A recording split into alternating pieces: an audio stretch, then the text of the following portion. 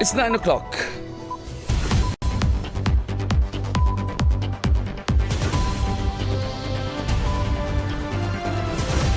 The news with Ayrece Stewart. Good morning, Ayrece. Good morning, Patrice. And we start with the headlines. Financial crimes crackdown sees Parliament set to debate a new amendment for allowing joint investigations between the Financial Crimes Commission and the police. 152 officers promoted this week as the police force strengthens leadership ranks.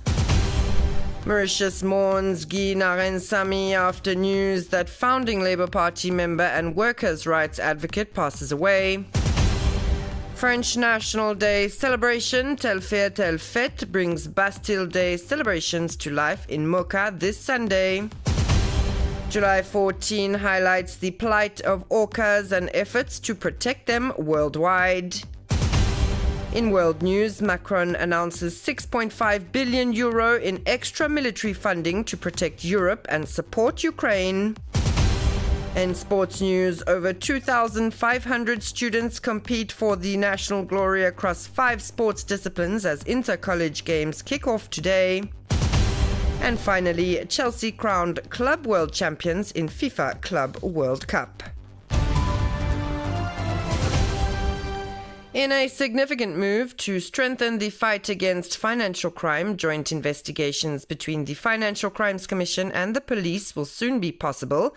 A new amendment set to be tabled in Parliament on Tuesday aims to boost coordination and streamline probes into corruption, money laundering and financial fraud. Lovina Sophie has the details. Currently, the Financial Crimes Commission and the police operate under separate mandates, which can slow down the investigation process. The proposed amendment would allow for smoother joint investigations by combining the FCC's legal expertise with the police powers of investigation and arrest. According to Ruben Murunga-Pillay, this amendment represents a major step forward in the fight against economic and financial crime, especially after the power of the Director of Public Prosecutions were restored. Firstly, this will lead to a strengthening of the effectiveness of investigations. On one hand, we have the Financial Crimes Commission, which specializes in complex financial crimes such as money laundering, fraud and embezzlement, and possesses highly specialized expertise. On the other hand, the police have an extensive operational network and the power to make immediate arrests on the ground. Collaboration between the two could therefore speed up evidence collection, improve information sharing, and avoid the duplication in investigations. However, there are risks of conflict. We have seen in the past that investigations involving multiple agencies can suffer from institutional rivalries, legal conflicts, and a dilution of responsibilities. According to Naren Sibern, former magistrate, the police should have the final say in the case of conflict. Overall, I believe this is a positive step for improving the effectiveness of the fight against financial fraud and for protecting individual freedoms in Mauritius. If there are disagreements between the two institutions, which may arise depending on the situation, I believe the police should have the final say as it is a constitutional institution. And thanks to Nyema for her voicing off in that story. And as efforts to combat financial crime gain momentum, the police force is also reinforcing its leadership with a wave of promotions announced earlier this week. A total of 152 police officers have been promoted following a recent merit and seniority-based exercise, according to the Central Barracks. The promotions announced last Tuesday include 9 new assistant police commissioners and 8 new police superintendents. 18 chief inspectors also move up the ranks, while 4 female officers have been promoted to woman police chief inspector. Additionally, 11 sergeants now hold the rank of woman sub-inspector. Lovina Sophie has the full report.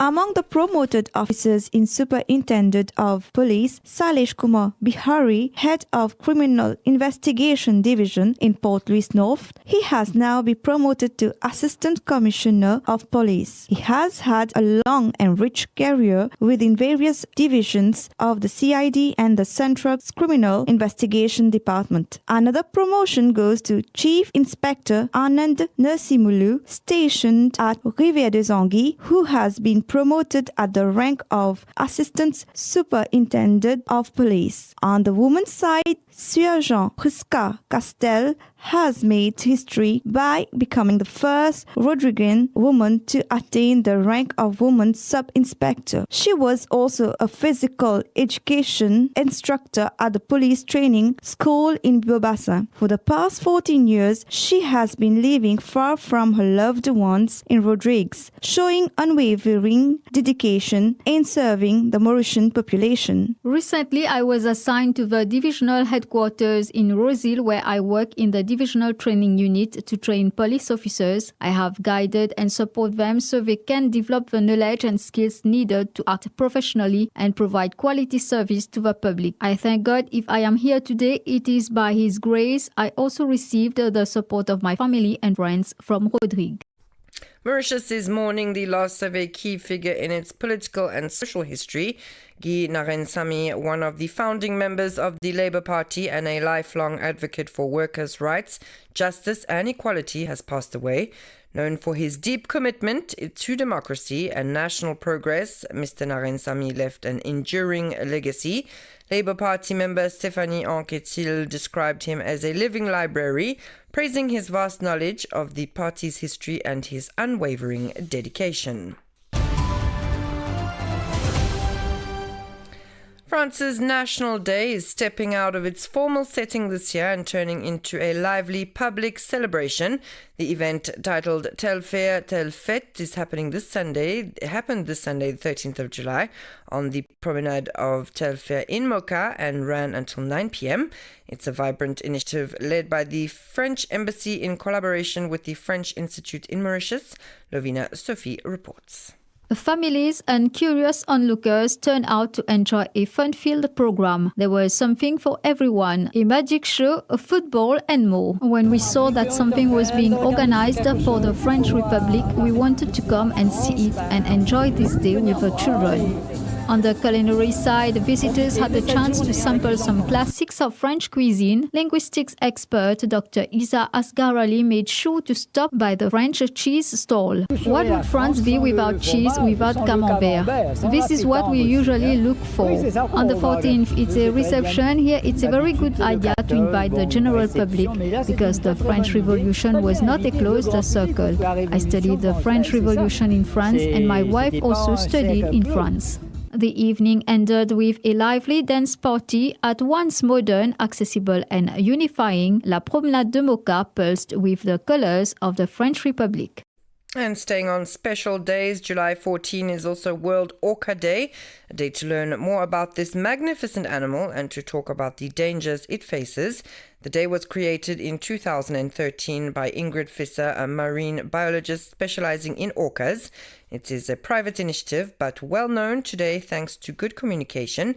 The main goal is to raise public awareness. Orcas live in the oceans, but they are endangered due to pollution, captivity, boat noise, and a lack of food.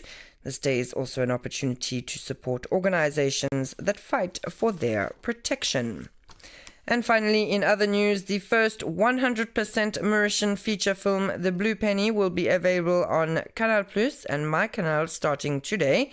This will allow John Rabault's film to benefit from wider international exposure. As a reminder, this thriller was shot at Maison Eureka and tells the story of a marriage that turns into a tragedy. The cast includes Robert Furlong in the role of the bride's father, as well as other characters such as Vinaya Sankar.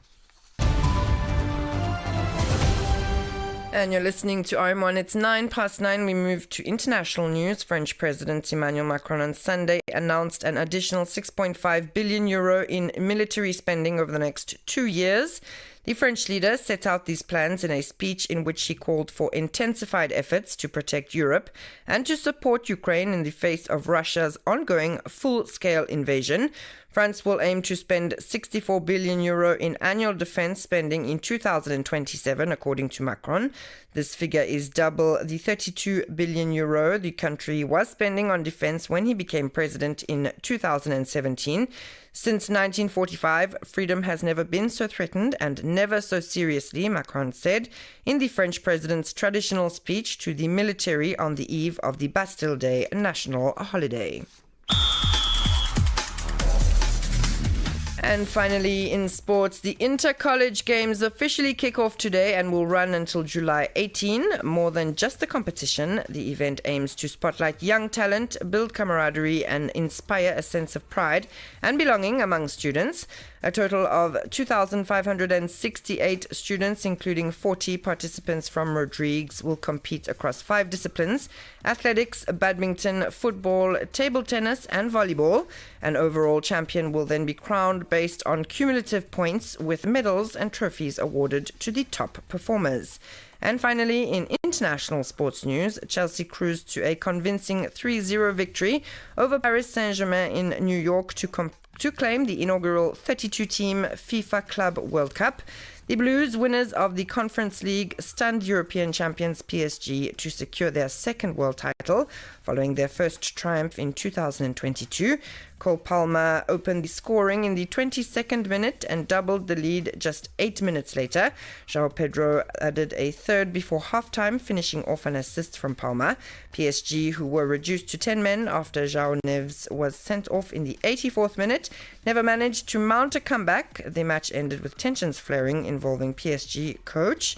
It's a historic win for Chelsea, who previously lifted the trophy in 2022 when the tournament featured just 7 teams. This was PSG's first appearance at the expanded Club World Cup. That's all from me this morning. Thanks so much for tuning in. Stay tuned now to the intermediate playlist until 10 a.m.